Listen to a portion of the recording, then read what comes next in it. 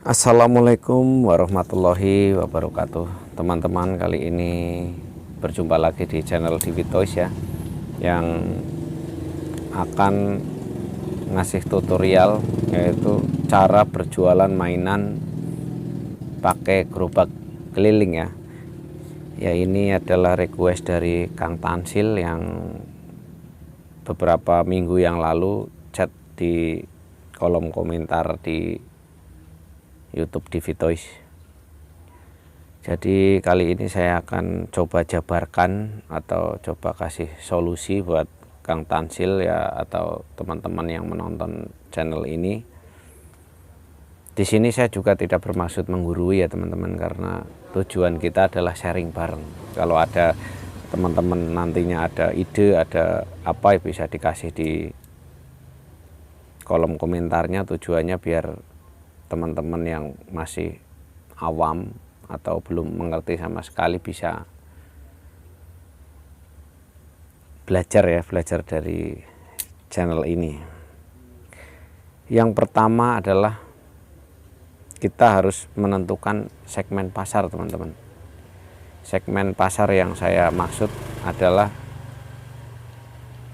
antara segmen 1, segmen 2 dan segmen 3. Jadi kalau segmen 1 itu kelas bawah, segmen 2 kelas menengah, dan segmen 3-nya adalah segmen atas. Jadi kalau segmen yang bawah itu biasanya segmen apa ya, kayak rumah-rumah kontrakan gitu, rumah-rumah yang kepala keluarganya atau yang berpenghasilan rendah mungkin, atau di pekerja, jadi anak-anaknya cuman dikasih uang jajan ya paling gede sekitar 5.000 atau mungkin maksimalnya ya bisa 10.000. Kalau yang menengah ya gitu, anak-anak mungkin dikasih uang jajannya antara 20.000 sampai 30.000. Kalau yang atas ya saya rasa udah tidak di jangkauan gerobak keliling ya, karena kalau yang atas biasanya jajannya belanjanya di mall-mall ya, atau secara online. Karena untuk mainan-mainan yang murah-murah itu tidak laku ya, tidak mau dia.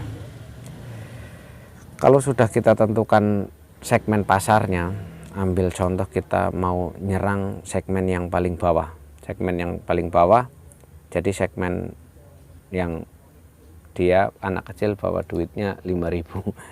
Jadi kita harus jelas kita sasarannya yang bawah. Menengah itu bisa dapat, tidak dapat pun tidak apa-apa, tapi kita sasarannya sasaran kelas bawah.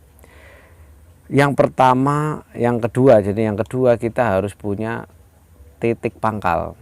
Titik pangkal itu biasanya itu di sekolah-sekolah atau di PAUD atau di TK gitu, SD.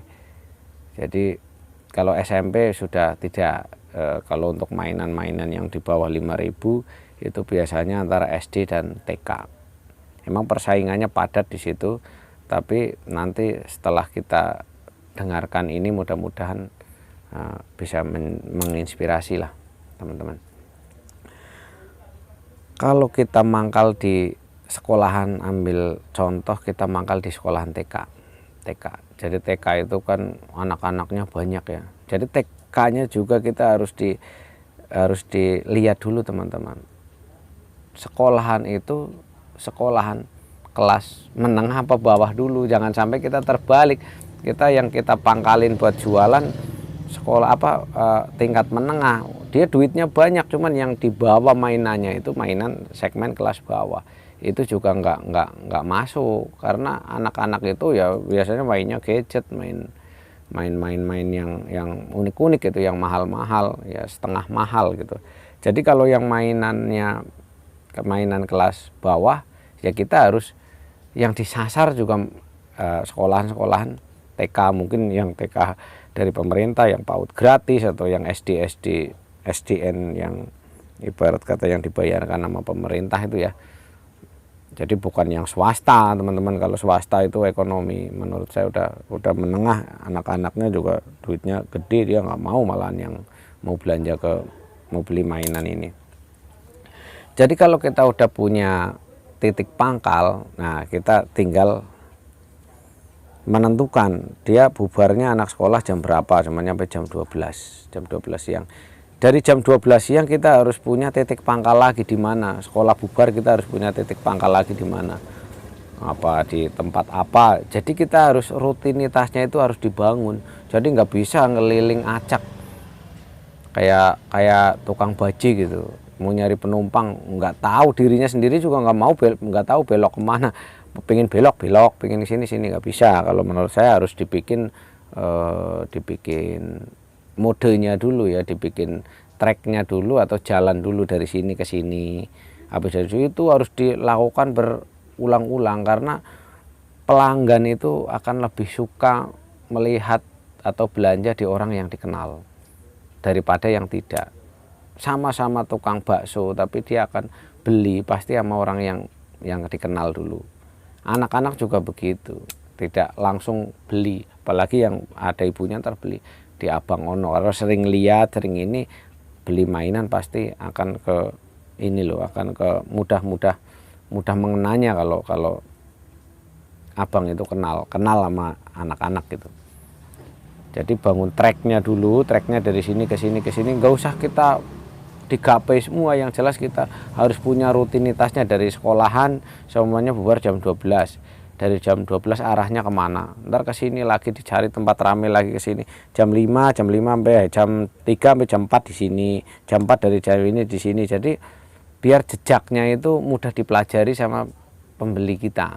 Jadi ntar kalau mainan ono ntar jam 2 ntar datang ya, kita harus ikutin trek itu. Walaupun sepi tetap kita dibangun trek itu berhari-hari, berbulan-bulan dan bertahun-tahun gitu. Jadi tujuannya apa? Biar orang yang beli itu mengerti jadwal kita gitu. Jangan yang harus sore jadi siang, jadi ini yang ngacak. Malah menurut saya kita pembelinya itu pembeli asal tapi bukan pelanggan gitu. Jadi yang ketiga adalah mainan itu ada musimnya teman-teman, ada musimnya. Setiap minggu bahkan setiap bulan itu musim selalu ada. Jadi kita itu harus pandai menganalisa di bawah. Biasanya ya sepengetahuan saya, musiman itu yang paling rame itu musim panggalan, musim setik, musim kelereng, ada musim tembak-tembakan, dan ya mungkin musim layangan gitu ya. Jadi kita harus amati teman-teman, ini musim apa. Nah, kalau yang udah terbangun trek musimnya di daerah yang kita buat jualan, kita jangan ragu-ragu untuk beli dalam jumlah banyak kalau di mainan. Karena apa? Musim itu akan selalu berganti dan mainan itu akan bisa dijual di tahun kedepannya. Jangan ragu dan jangan takut kalau mainan itu ada musimnya teman-teman. Contohnya kita musim kelereng. Kita beli kalau kelereng itu jangan beli cuma sekilo, 2 kilo, beli sekarung, 2 karung, punya duit buat beli aja.